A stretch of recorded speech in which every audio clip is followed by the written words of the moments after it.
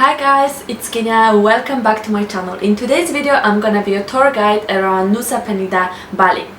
To be honest, going there I didn't really have high expectations just because I visited a lot of places in Bali which were well advertised on Instagram, but in reality you had to wait for a picture and etc.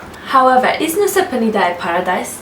Well, you will decide yourself after watching my video, but I'm just gonna give you a tip. I think I might have been wrong.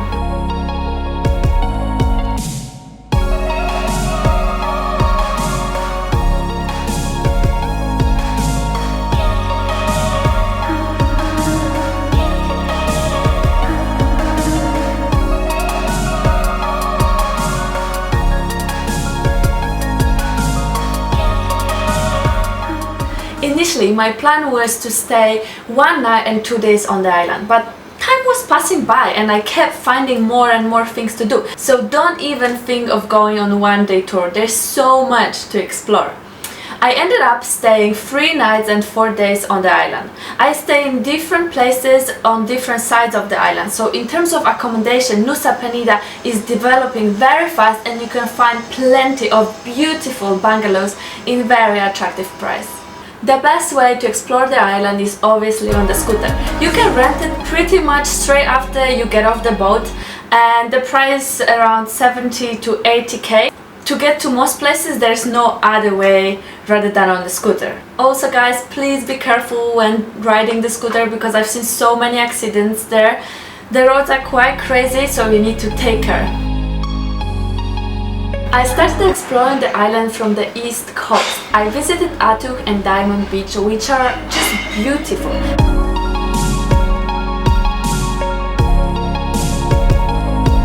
Just got to Nusa Penida this morning and started to discover the island from the east side. Right now I'm at the viewpoint close to the beach called Atuk Beach, which is literally just right here. The view from here is amazing and I really recommend visiting. Everything is quiet, there's no many people, so that's even better. But little tip, if you want to get down to Atuk Beach, you need to put on Google Maps Atuk and beach parking. Otherwise you're gonna be like me, just cruising around trying to find your way down. In terms of Diamond Beach, the view is stunning, but I also found something cool, which is a secret spot.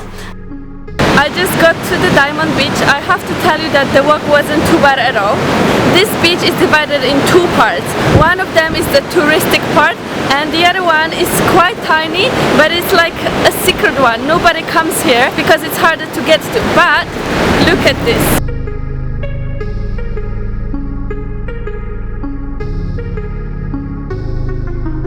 On the east coast there's a few more spots which you can visit and I'm just gonna list them for you here.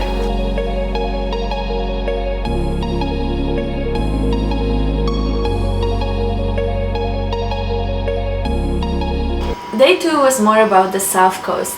I visited Broken Beach and Angelo's Billabong, where you could use to swim in this beautiful natural pool, but unfortunately there was an accident and it has been closed for the past 6 months.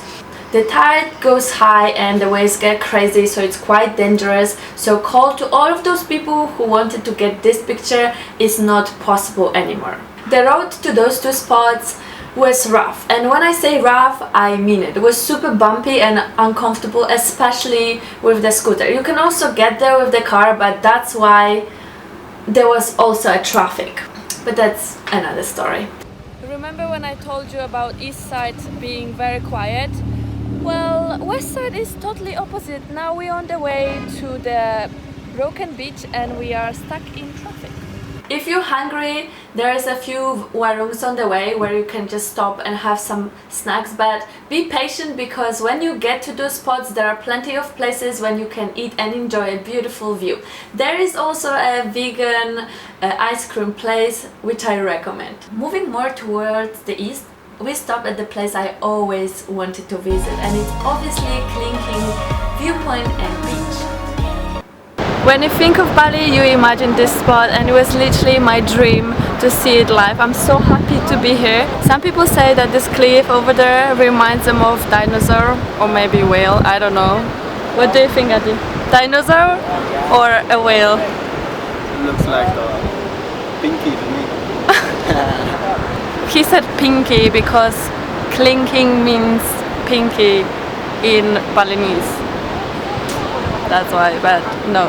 It's more of a whale for me though. This time Instagram wasn't lying. It was as beautiful as I expected, and to my surprise there was not many people, but maybe because when I went there it was already quite late, around 3-4 o'clock. I assume during the day there are more people because all the tourists come there. This time I didn't make my way down there because I wanted to see a beautiful sunset and the next spot, which is Crystal Bay. I made my way to Crystal Bay hoping I can have a nice dinner and watch sunset. But there are not really any places to eat there, but what you can do is grabbing a coconut or a beer and just enjoy the sunset on the beach. By the way, I know another cool spot for sunset which is called Banana Cliffs. Let's talk about the waterfalls now. First one which I attempted to see was called Saigon Waterfall. The way down there it's quite rough, it's quite scary, so I didn't end up going all the way down. I turned back halfway because it was too dangerous and I don't think the view was so nice to die for. The next waterfall, which is on many people's list, is called Peguyangan. I hope I said it right. It's quite popular hike down on the blue stairs. The next spot was my highlight. It was pretty impossible to get there because the road was broken and we had to go through some small roads in the jungle to get to the spot. But to my surprise, the walk down was quite easy and the place left me speechless.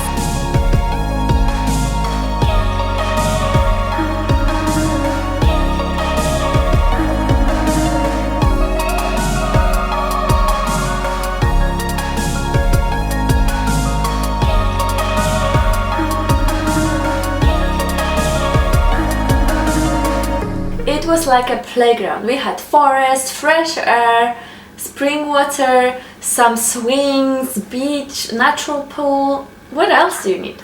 Well, actually, if I had one mango tree, I would probably stay there forever.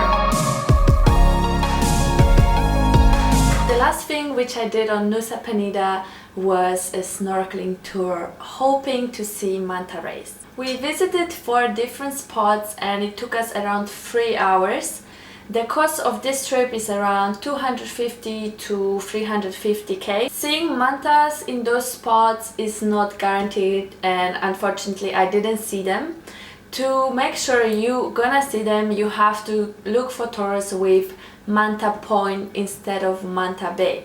But it's still worth doing that tour because it's relatively cheap, the coral is nice and there are plenty of cool fish which you can snorkel with. I also saw a turtle.